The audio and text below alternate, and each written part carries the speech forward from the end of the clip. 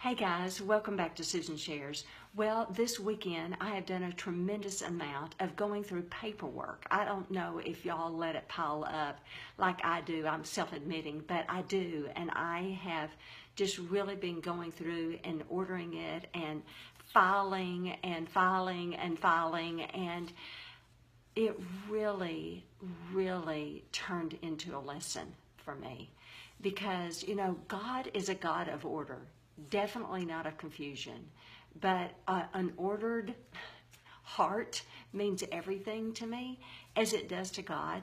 And one of the things that it really triggered, if you will, for me, and I hope this means something to you, is as we're filing, and filing is a very good thing, because so many things I find I go back to, like, oh, I'm going to use that in a talk, and so many things I do, I refer back to, like, that is a great article. I just used an article that I found years ago in a talk that I did just the other day, and I love that article. And so I file it, and I go back to it periodically. So some things are filed, and they're filed for a very intended, they're an intended purpose that you file.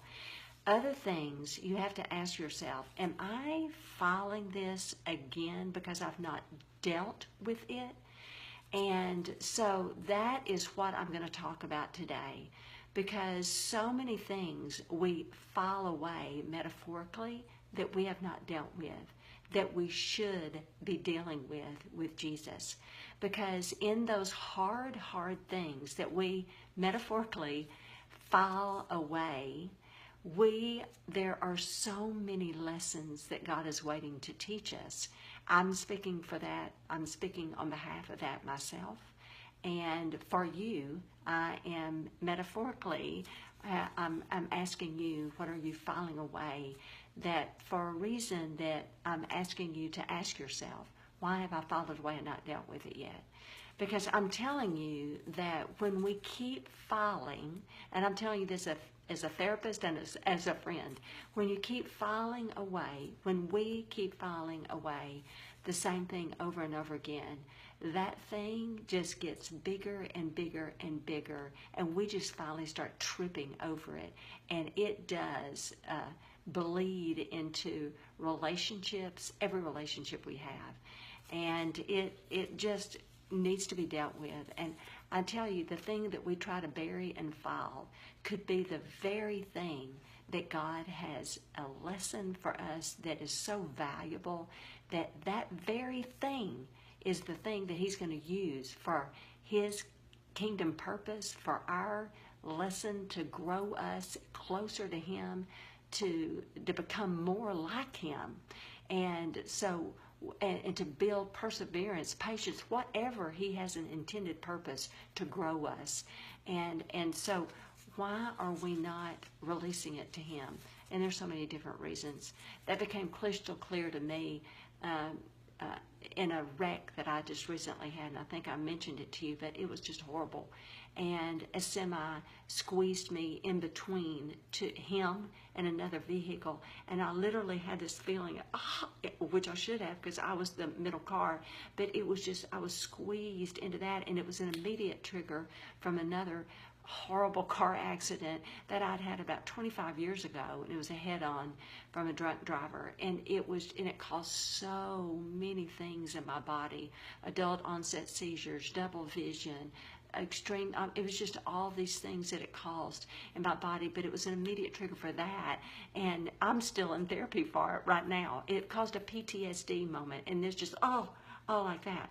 All those things that are in your file, metaphorically speaking, again, those things that are in your file that you just keep putting in there that you're not dealing with, I know that it causes that immediate trigger like that. And just like I felt when that semi I felt like I was in a trash compactor, just squeezed in on all sides, just like I don't, because I didn't know what was going to happen.